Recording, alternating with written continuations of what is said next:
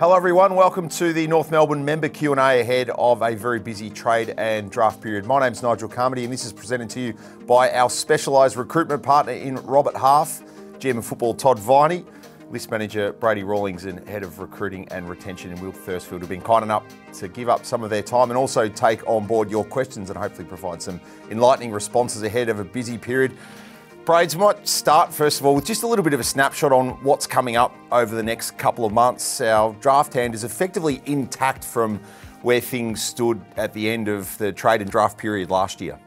Yeah, so we've obviously got our first, second, third and fourth round picks intact at the moment, and we've got Essendon's fourth rounder as well. So as we know with trade period and live trading even on draft night, your picks fly around and could end up anywhere given the flexibility these days. So even though they're our picks right now, probably given draft night, they might be changed by then. Well, there's been a lot of dialogue publicly about the strength of the 2024 draft class. There's a bit to balance between shopping this year, but then also positioning the club longer term given the changes that will come in 2025 with both the capacity to trade picks 2 years into the future as well, and also changes to the draft value index where there's going to be about 10,000 points pulled out of that pool. There's a lot to manage through this period. Where are you trying to prioritise both now and later on? Yeah, I think we're really open to anything at the moment.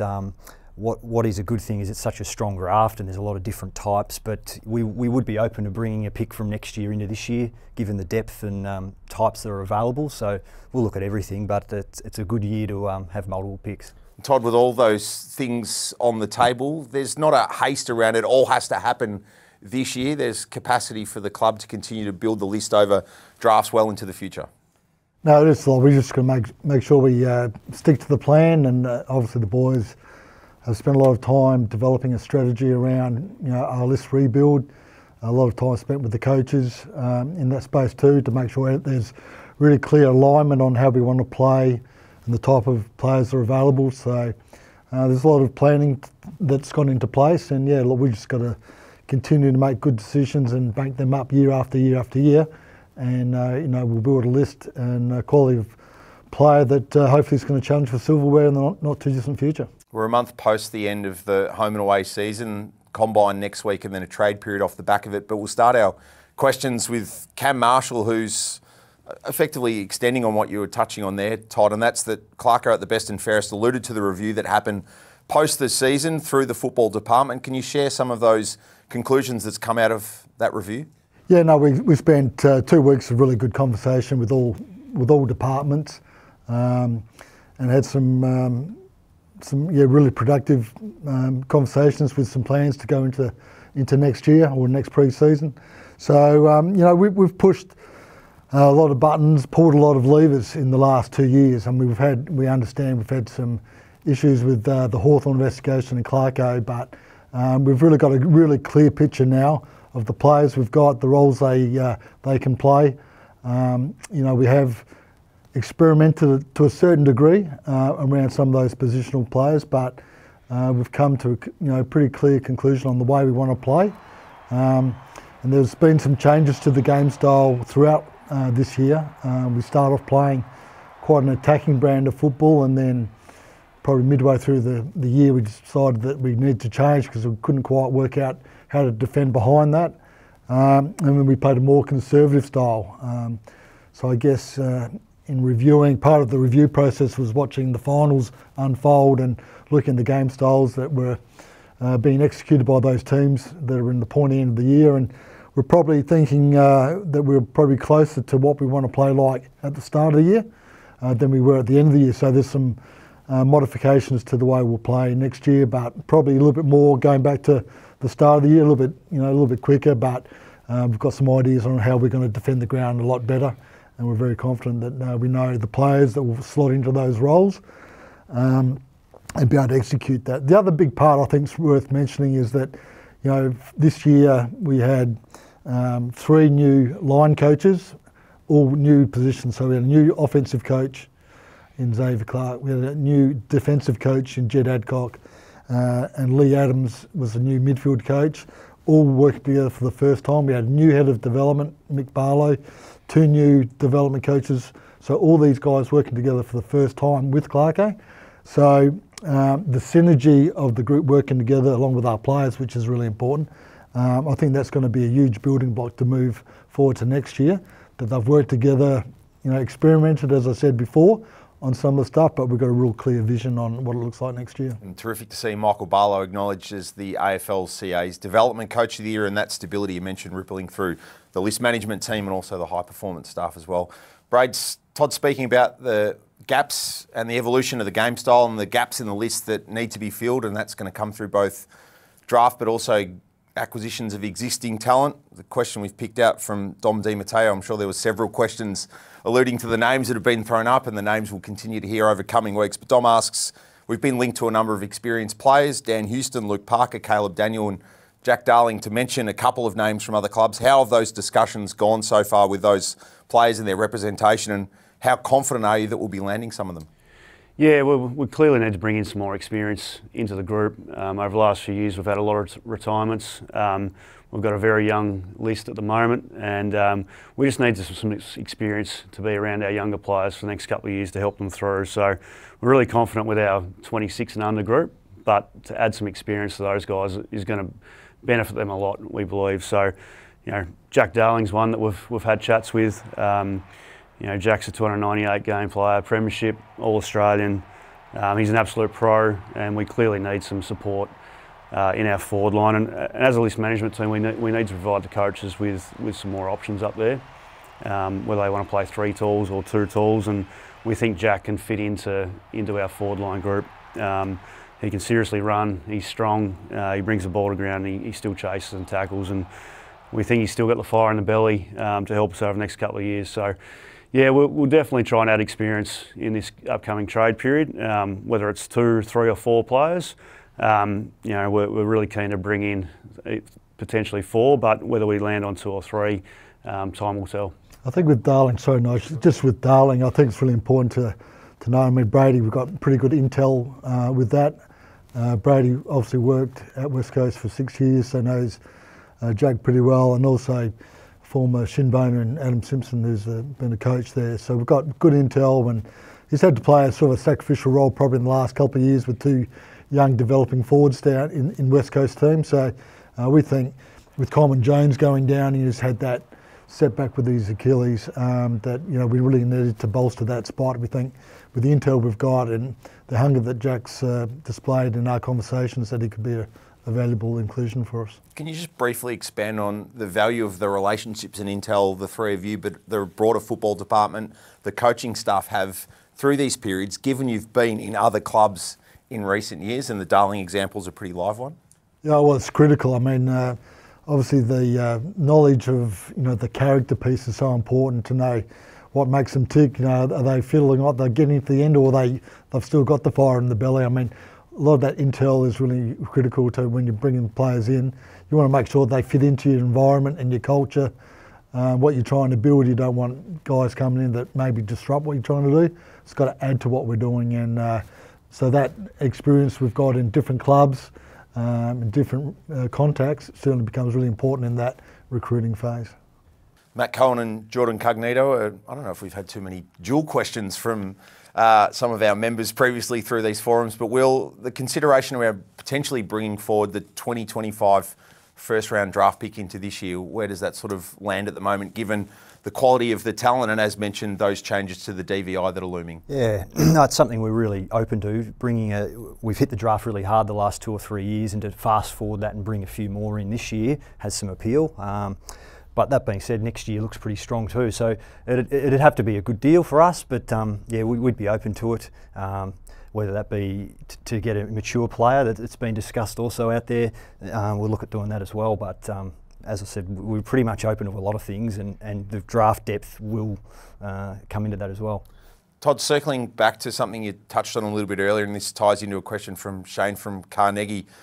What have you learned about the way we want to play from watching the past 3 weeks of the 2024 AFL finals? Yeah, no, it's a great opportunity to really see the teams that are competing at the top and the way they're playing. We allocated games and teams to all our coaches, and they put a power of work into really analysing, with our analysts too, I might say, analysing the games and the game style. So we think there's clear Clear things we need to get better at to be able to compete on a more regular basis, and you've got to be able to play for 4 quarters. It's been proven, there's teams we got overrun a couple of times late in games and couldn't maintain the lead we'd built against some good teams this year. You've got to be able to play 4 quarters, so you need to be fit and strong, and we think we've got a really strong high performance team that will build on another good pre-season we had this year to be able to get our players to play the 4 quarters. But game style wise, we think we've picked up some more ideas and even consolidated some of our thinking that, like we said, the start of the year was probably a little bit more the way we've got to play, but some defensive layers to make us defend better. So it's been a good education period. Scope to create and capitalise on turnover is certainly what's driven a couple of the teams through September. Brady, how difficult is it to sell the vision? This comes via Tyrone. How difficult is it to sell the vision to prospective recruits, given the club's current plight? Yeah, I can understand why people might think it might be a bit of a hard sell given where we're finished on the ladder, but all the players we've been speaking to of late are clearly excited by our young talent that we've got on our list. I mentioned that 26-year-old group and under, but in particular our last 3 years and the excitement that Harry Sheasel and Colby McKercher and George Wardlaw are just 3 names off the top of the head that people around the competition know how good these guys already are, but how good they're going to be in the future. So, it's actually been quite exciting for players to hear of how our team's currently set up, but what's going to look like in the next 2, 3, 4 years in particular. And we've had players that clearly want to be part of that. So that's been really exciting for us. That there's a playing list, there's stability with our medical and our performance team. And we've got a great coach, is another thing that's a real selling point for our club. Yeah, I think players, when we're talking to players, they can see the development of some of our players. Brady mentioned Clarker, but Clarker's had a track record of developing not only players but coaches. So we saw Jed Adcock, who was runner-up in the Assistant Coach of the Year, and we've already seen Mick Barlow win the Development Coach of the Year. So players can see that staff and players develop in our environment. So I think that's, players want to get better. They want to be the best they can be. And if they see the best development coach in the business, some of the best assistant coaches in the business, and a senior coach that's won 4 premierships, they know they're going to get developed. They also see, and their managers maybe more, the stability of the club. They see the alignment from the president to the board to our CEO and Jen Watt, our exec. They can see that. They can see a footy department for the first time in a long time that isn't changing. There's no change to our footy department. So that just builds the stability for us to build on what we've already built to this point. So they see all that and feel like there's a future here, and that's exciting for us. And another thing that probably can't be underestimated is the re-signings of all our players over the last year or two, and we've got some long-term contracts now. We haven't had any player ask for a trade or leave with free agency, so the stability of that playing group too of 26 and under has been something we really sell to players from other clubs. Robert Half is your go-to specialised recruitment company. They can help you find skilled candidates and in-demand jobs in the fields of finance and accounting, financial services, technology and business support. And they also provide executive search services. From entry-level to C-suite, whether it concerns contract or permanent roles, they provide tailored solutions for your organisation or desired career path. Find out how they can help you find your next hire or your next job at roberthalf.com/au. Nick James and Sean Quinn have teamed up. Their question is, can we expect to see a focus on both key and small forwards at the draft? We've been lacking depth in both positions for the best part of a decade.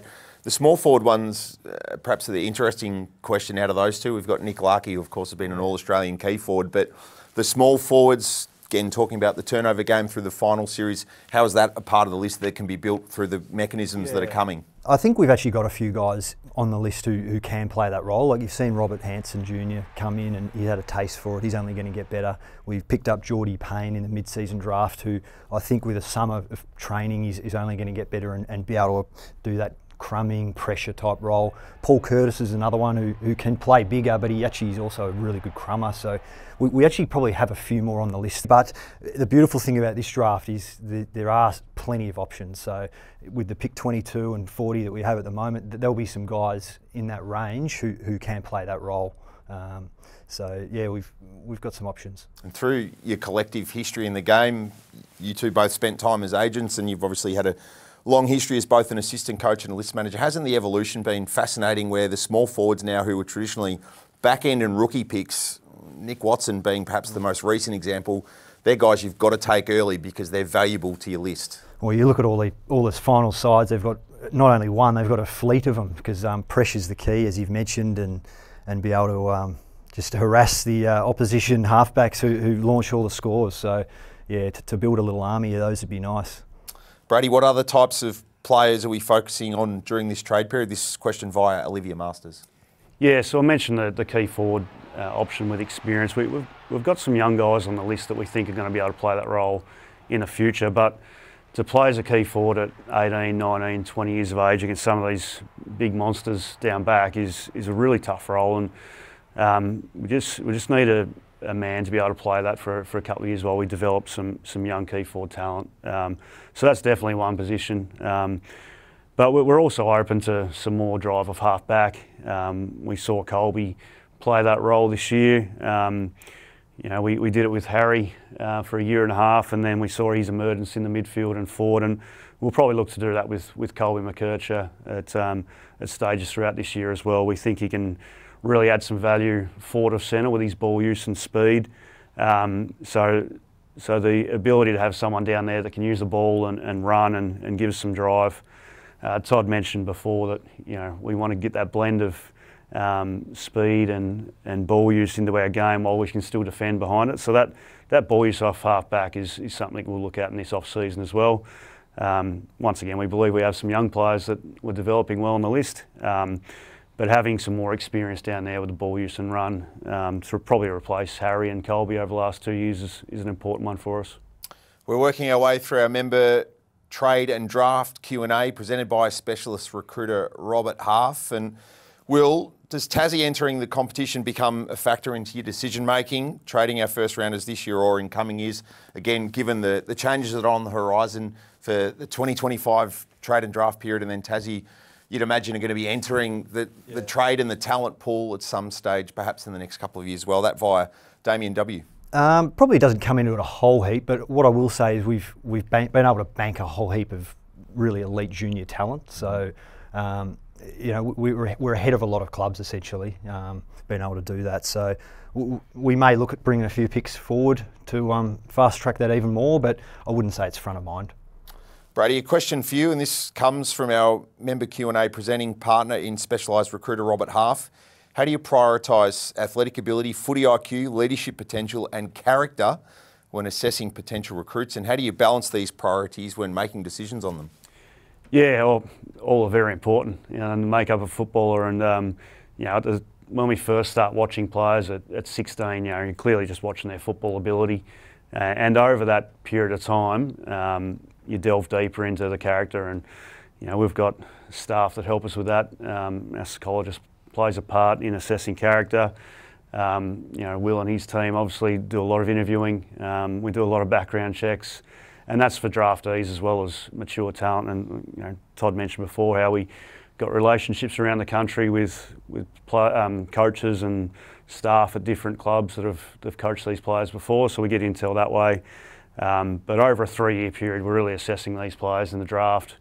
You know, athletic assessment comes into it for the current game clearly, but footy IQ comes into it, football ability, whether they can play certain roles that we want to play, certainly comes into it. But at the end of the day, we want good characters in our football club, and we love good players, don't get me wrong, but you know, they've got to be competitive, they've got to be driven, be able to play a team sport, they've got to be train hard, and most of all, playing that team game. You know, there's plenty of sports out there where it's, you know, individual or, you know, basketball, 5 on a court. We've got 22 playing each week, and if you can't play as a part of a team, then it's going to be hard for you to fit into an AFL footy club. It's been quite the evolution of the weighting of those factors in the last couple of decades, Todd. You go back to the late 90s, early 2000s, there was perhaps a spike and a movement towards athletes, and then teaching the game. You can't really retrofit that now, given how much game sense is playing a role in players being able to execute what they need to under pressure. Yeah, no, it's a complicated field. There's a lot of factors that go into being a successful player in the AFL level. There's a lot of pressure once you're in the system. You know, you're getting measured on how much you eat, how much you drink, your hydration levels, how'd you sleep, how'd you recover. So there's a lot of mental aspects to the game these days as well. So it's a tough job, but you know, we hopefully put a power of work in, and you don't get everyone right. You're going to have some misses. Every club does, but I think around the character piece, around the competitive piece, we've got to really nail those, and the football talent stuff. Hopefully we'll be there. We're not looking at them if they can't play, but if they don't have that competitiveness when they're up against the best in a really strong environment, then they may struggle. And that character piece, which Brady spoke about, come into this environment and try and be the best they can be. Have they got some resilience if they get injured or they're not playing in the seniors from day one? You know, have they got the ability to stay the course? You know, are they coachable? Are they team first? Do they fit into our shin-boner values? So all those things are just as important as well as they can kick a good drop punt. Last question for you, and it's a pointed one. It comes via Virginia. Is the club still in a rebuilding phase? Rebuilding, you know, no one likes to hear the word rebuilding. We're developing. We're going to be developing until we win it. So I like developing. We are statistically the youngest and least experienced. We're not going to use that as an excuse. We go into every week thinking we can win the game.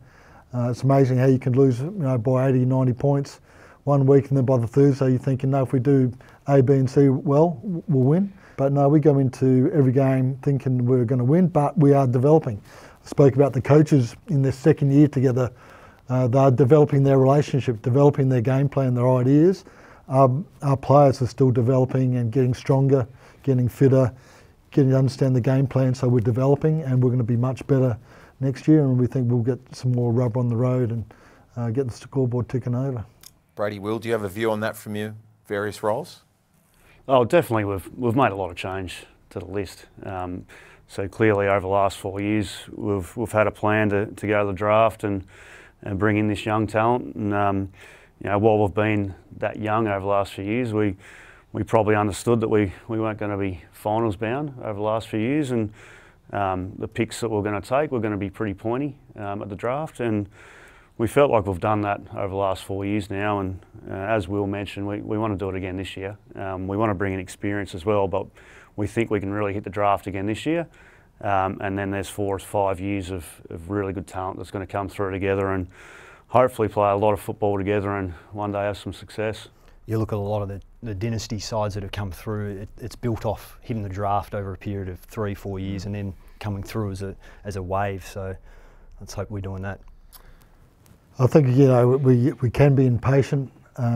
We want success. This club's been through a bit of a journey over a period of time, but we continue to make decisions that are bold and progressive, and with the end in sight of being able to salute and win silverware. So we've got to be brave in our decision making. We've got to stay the course. We can't be spooked by another 3-win season. You know, we'll continue to make the right decisions, and as I said, it's just the banking of good decision after good decision with the end picture in mind.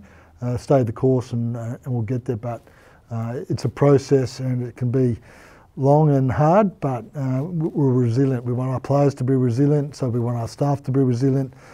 We know our supporters are resilient. They get frustrated, but we want them to be resilient and come along for the journey, and hopefully we're not too far away from enjoying some really good times.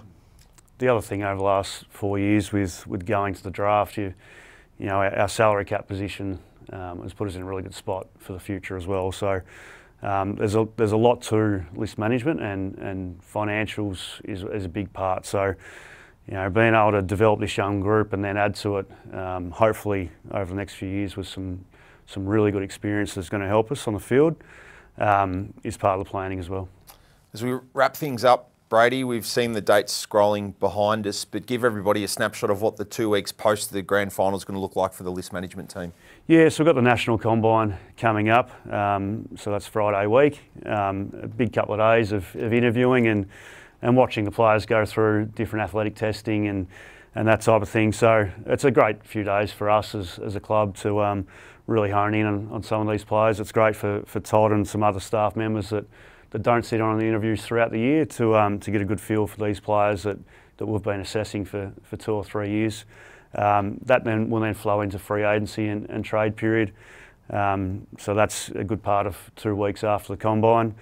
And then following that's obviously the draft in November, and we'll have 4 weeks after trade period to still throw around draft picks, and you can still swap picks in that period. In the lead up to our draft, and we'll finalise how many picks we take and how many players we might have brought in through the trade period, and that'll determine what we do at draft night. So it's obviously a really exciting period for us. We need to get better. We want to get better, and this is part of what we're going to do to get better is bring players in and then go to the draft and select some great young talent. And a lot of that work's already been done throughout the course of the year, watching and scouting these players over a 2, even 3 year cycle, and plenty of interviews and nights in family homes to try and get a baseline on the talent group. Gents, really appreciate your insights. It's a busy period, as you mentioned, Todd. The entire footy club, be it on this side of things from an employee perspective, all the supporters tuning in are desperate and restless for success, and there's an opportunity in the next couple of months to make steps in that direction. So we wish you all the best for both the trade, the draft and the free agency period. Thanks so much for tuning in for the member Q&A on the trade and draft ahead of the 2024 player movement period, with thanks to our specialist recruitment partner in Robert Half. We'll see you on nmfc.com.au right throughout the postseason.